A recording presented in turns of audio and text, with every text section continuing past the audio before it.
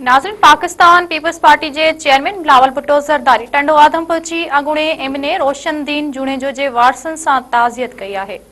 वधीक तफ़सील ॿुधाइण लाइ असां टेलीफोन लाइन ते मौजूद आहिनि शीराज समूह जी। शीराज, छा तफ़सील आहिनि? पाकिस्तान पीपल्स पार्टी जे चेयरमैन आहे बिलावल भुट्टो ज़रदारी, जेको टंडो आदम ॻोठ संजर जूने जो पोतो, जिते अॻूणे एमएनए रोशनदीन जूने जो जे लाॾाणे ते उन जेको आहे संदसि पुटु पीपीएमएनए अलाउद्दीन जूने जो, संदसि भाउ मोहम्मद खान जूने जो ऐं पुटु गयाज़ुद्दीन जूने जो ऐं ॿियनि जेके वारसनि सां उज़ुरसाई कई। ऐं उन मौक़े ते जेको आहे सो उन्हनि खे जेको आहे हुन ॻाल्हाईंदे चयो रोशन जूने जो जेको आहे पीपल्स पार्टी जो सरमायो ऐं उन जी ख़िदमतूं आहिनि पार्टीअ लाइ।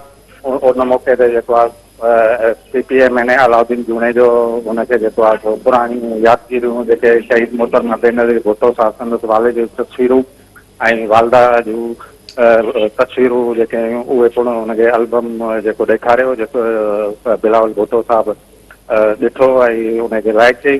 उन मौक़े ते जेको आहे बिलावल भुट्टो ज़रदारी सां जेको आहे सो सरदार मोहम्मद बख्श मेहर, जमील चुमरो, पीपीएमएनए शाज़िया तामरी, एमपीए जाम शबीर अली ऐं ॿिया पिणु मौजूदु हुआ।